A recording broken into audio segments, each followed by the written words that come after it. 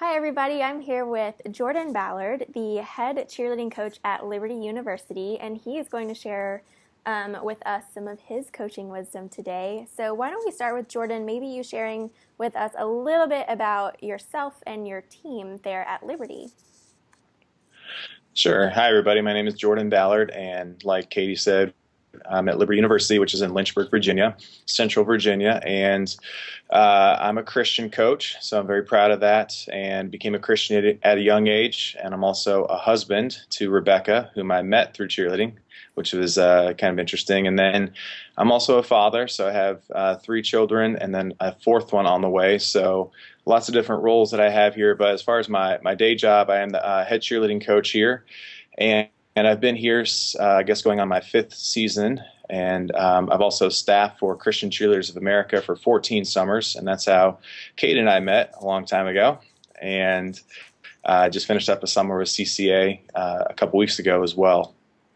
Yeah, I was just going to touch on that a little bit because that's how Jordan and I met. I was a camper when he first staffed, or maybe I was a coach when he first staffed. It was a long time ago. But then we staffed together for a couple of summers, and I still go up and visit whenever they're in Texas, and so Jordan and his family are always there, which is really fun. So maybe start there. Tell us a little bit about CCA, because I actually do with my business. 10% of my profit goes to CCA in donation, so I'm sure people would love to hear just a little bit more about what that is and what they do. Very good. Yes, CCA stands for Christian Cheerleaders of America. It's based out of Winston-Salem, North Carolina. It's been around since 1987, so we're coming up on 30 years next summer. And it's a cheerleading organization that does camps and competitions throughout the year. Camps in the summer, competitions in the fall and the spring. And it's typically staffed by about 20 to 25 college-age cheerleaders, and then a few of us are older. And it's a Christian ministry. The motto is building people before pyramids. So we do the sports side of it, at our camps. We teach cheers, sidelines, dances, band chants, stunts, pyramids, all that kind of stuff. And then we have full youth camp type of devotion services in the morning and night. It's very powerful ministry. The Lord does great things through CCA every summer, and it's a very evangelistic ministry to a lot of private schools mainly, but also some public schools, charter schools, and some non-evangelical types of schools as well. So it's a blessing to be a part of CCA, and I've been with CCA for such a long time because God has worked every summer through CCA, both in me and through me and the staff. Totally agree. I remember being a camper at CCA and being a coach and being a staffer, and each one of those times I just was continually impressed by not only the quality of the staff and what CCA does, but also just how the Lord shows up and works through that. So that's just really fun that I still get to go there and check it out, and I love that it's been around for 30 years. I can't believe it's been 30 years. Mm-hmm. That's awesome. So tell me a little bit about how you got started in how you became a cheerleader in the first place. Sure. Cheerleading now is a thing for all-stars and high school level cheerleaders, especially for guys now a lot more. But growing up, I played regular other sports like baseball or football, soccer, and things. And cheerleading wasn't really on the radar until I got to college.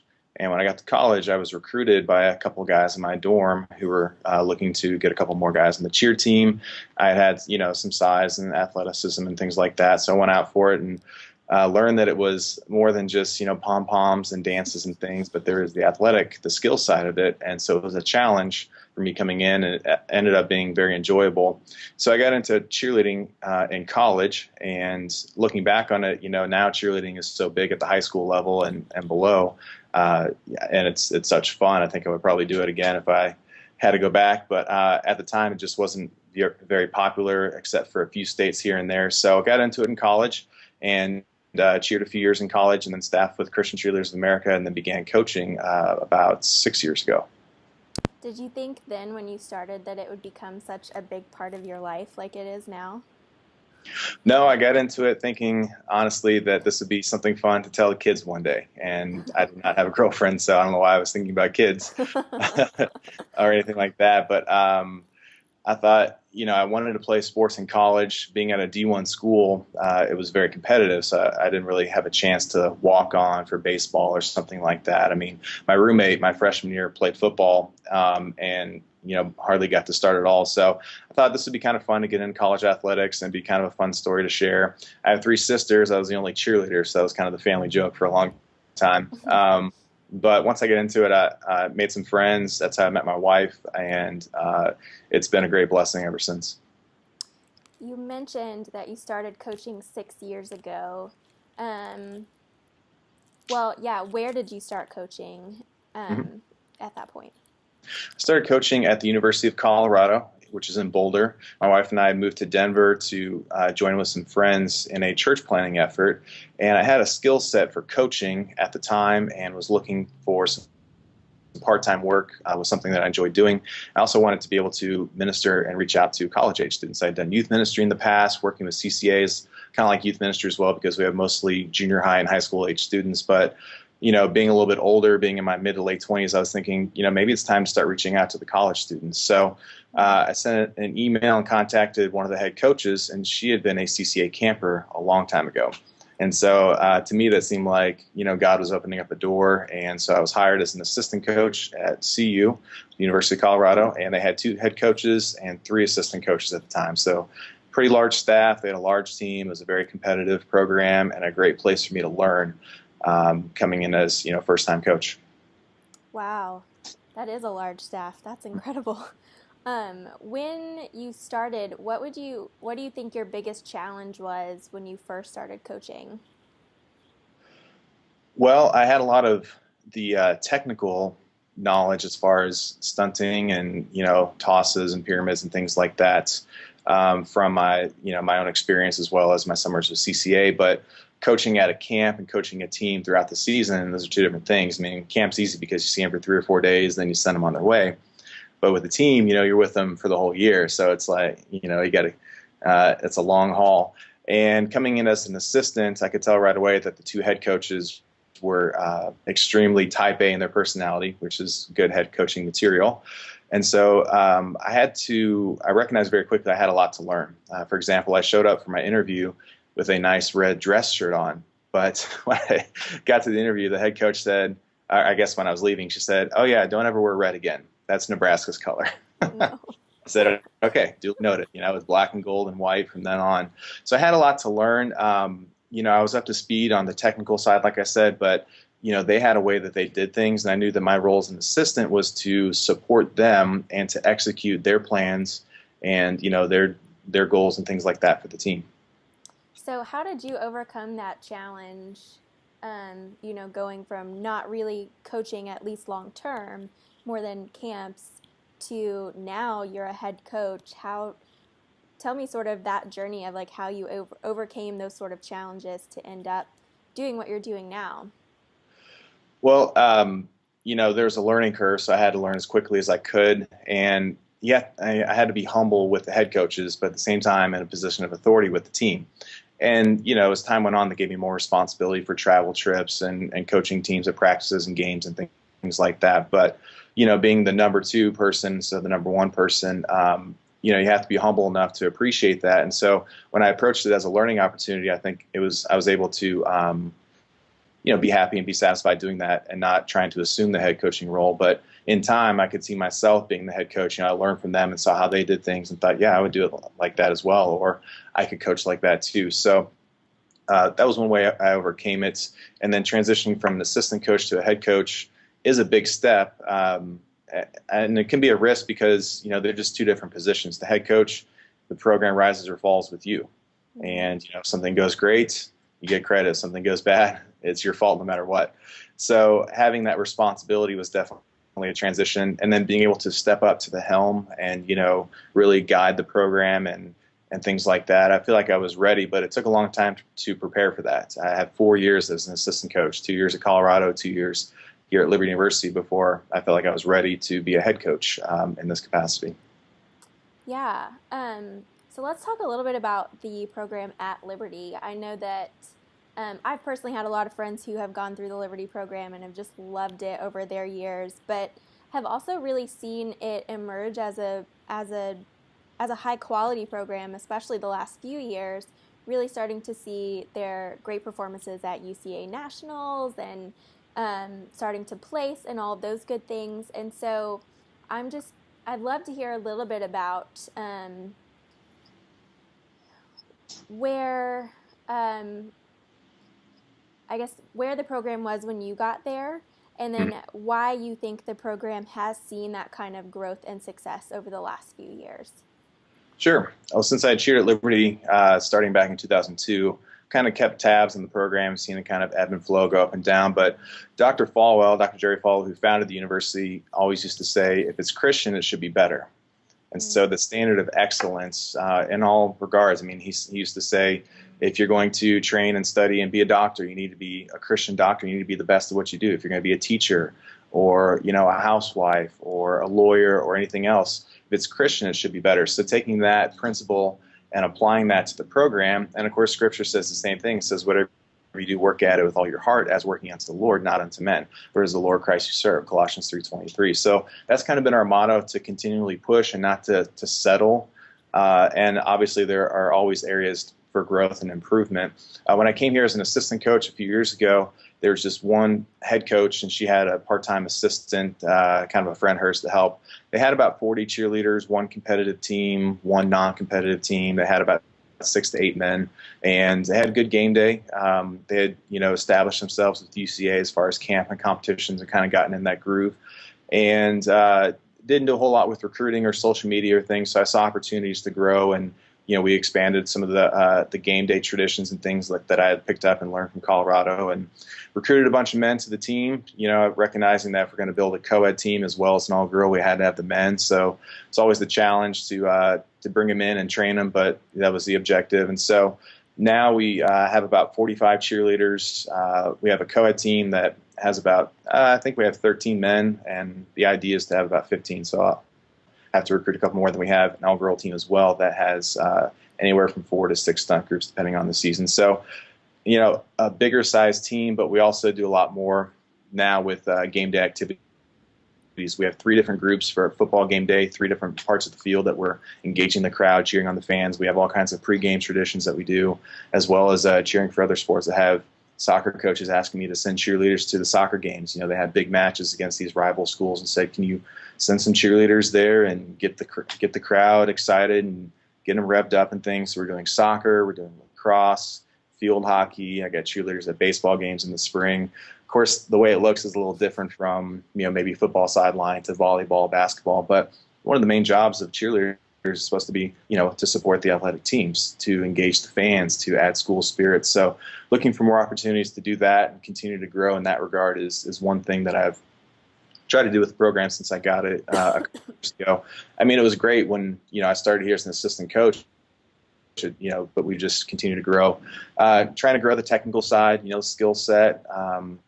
We always, are trying to move the bar a little bit higher as far as our tryout requirement skills and things like that, so we can continue to grow and have a lot, good skills for entertainment value for the fans and things like that, as well as to place a competition. Yeah.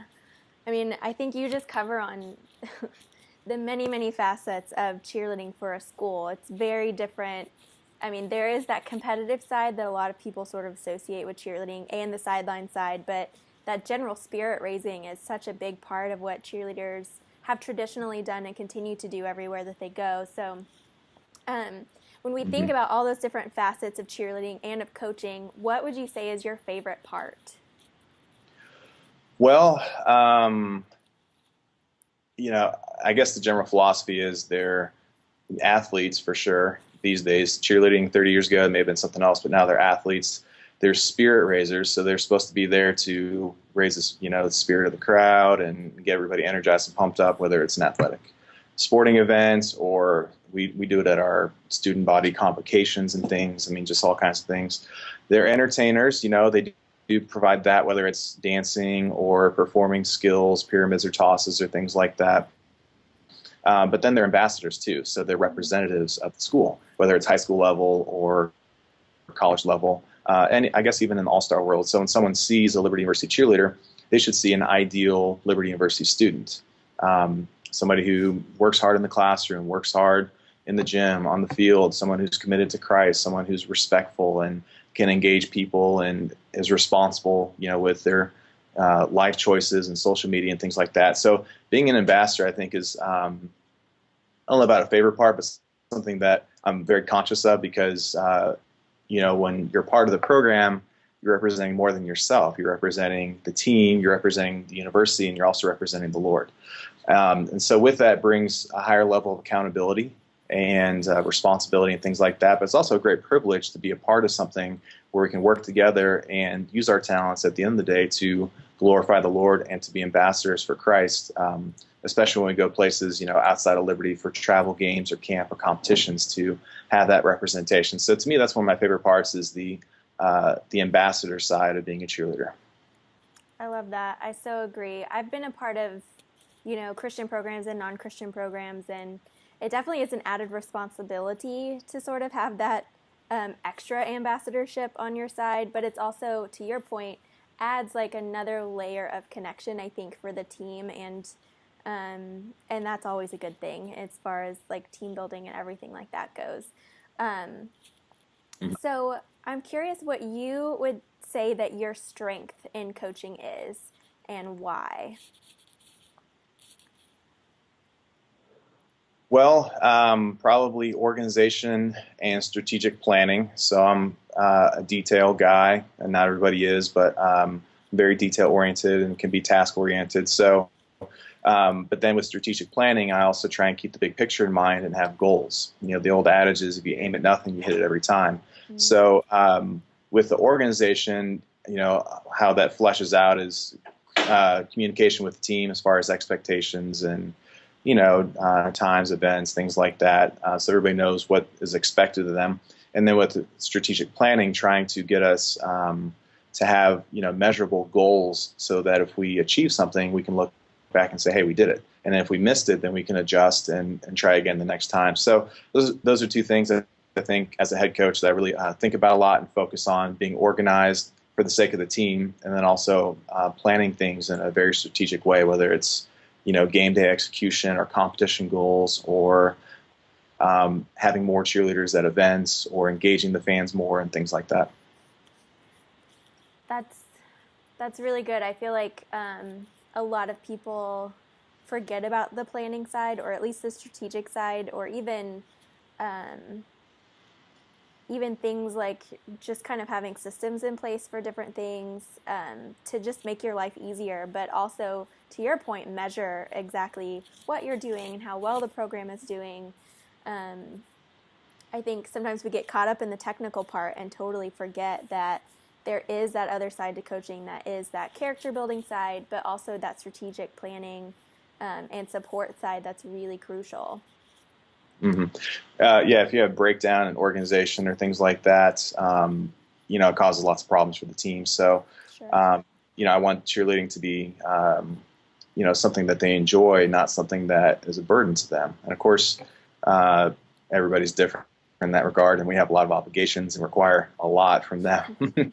But at the same time, I want to take care as much as I can for them so that they can enjoy it when we're doing it. So they're not worried about this or that. It's all taken care of. And so in my mind, that's kind of how it makes sense in the organization side. And then I have a lot of kids on the team who are extremely competitive. They come from these competitive high schools or all-star teams.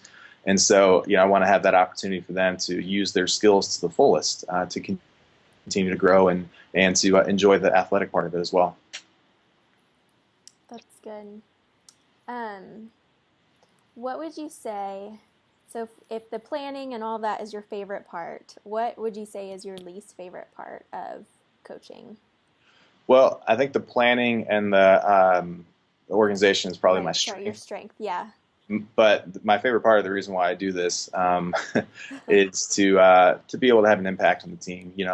Where I started out with Colorado is trying to be able to reach out to college students, mostly secular in that environment, and then here at Liberty, most of the kids are Christians, which is great.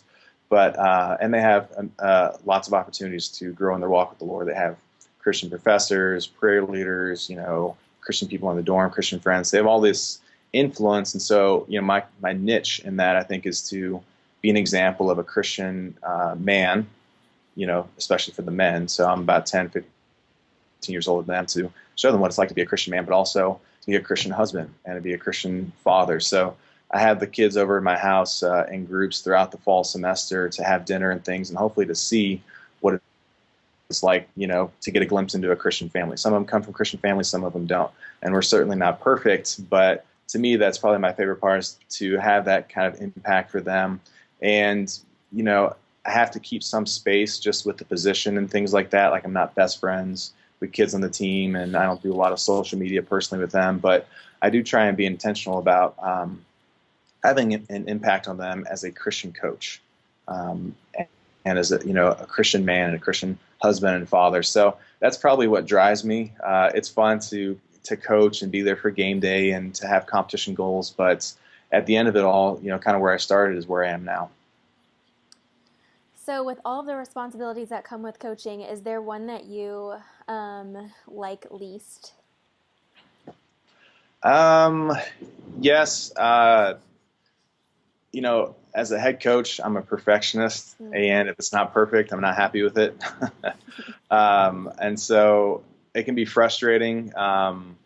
And I don't know if it's a weakness. I mean, it's just something I got to be aware of. I think it can be a strength as a head coach, because you want to have, strive for excellence in things. The first season that I came here to Liberty as an assistant coach, we had two teams. Like I said, we had the comp team, the non-comp, and for football season, the head coach took the competition team, the more seasoned kids and the upperclassmen, things like that. And I had the mainly freshman group and beginners and things like that. But we had a perfect football season as far as executing all of our stunts, pyramids, tosses, game day, things like that, motions. And it was very rewarding to do that.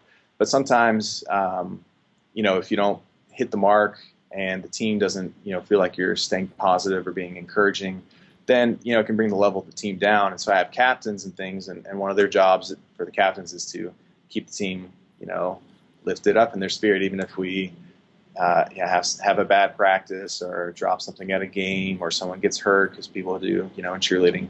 So that's probably my biggest challenge, is to communicate that, I still love everybody and we're still committed and we're on the same team. We got to work together, and at the same time be a perfectionist, because it's really easy to let the standard go to preserve, a friendship and relationship and things like that. But I don't want to do that. I want to have a relationship and have, a program with excellence. And I think the kids on the team appreciate that. But I'm challenged to communicate that on a regular basis, especially in the times when we don't hit the mark, which happens. Sure. I know that was always one of my challenges too. Once you start getting focused on doing it right, sometimes it gets really hard to sort of take a step back and go, you know what, you guys are doing really good. These are just the little things. Let's focus.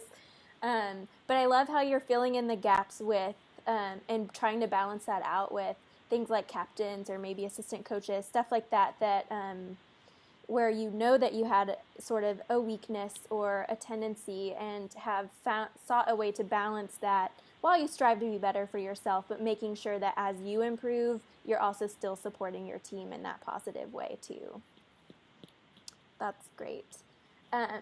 So after all of these years of coaching, why, or in all the challenges and the difficulty, and that ebb and flow of seasons and things like that, what keeps you still coaching? Well, I like to be able to have an impact on the students. When they come here, they're expressing faith in a sense that by coming to Liberty University, they're going to have a good educational experience. They're going to make friends. They're going to be part of a Christian team. They're going to have these opportunities. And so seeing them make that commitment, when they come to Liberty University or when they come to my clinics or try out or things like that, to me, that's a statement that they want to be a part of, the thing that I manage. So, that's a fun part, to be able to see their desire and to be able to help them have that great experience, and also to grow in Christ. These kids could go cheer 3 or 4 years at lots of other places and be extremely challenged to grow in their walk with Christ. Some of them would, and some of them would, have lots of regrets. And so having that opportunity with this environment and with the high level, of expectation that we have, it's really a rewarding process. And at the same time, the program is growing And so it's fun to continue to see it move forward and to be a part of that, because every season there's more for us to do, and there's a higher level for us to continue to move towards. So part of a lot of my audience is pretty new to cheerleading or coaching cheerleading. They're your coaches who maybe have been out of the sport for years, or are brand new to cheerleading, kind of, were handed a program and said, here, do something with this. And they're not totally sure, what they're dealing with. So sometimes there's a lot of difficulty and frustration and learning involved.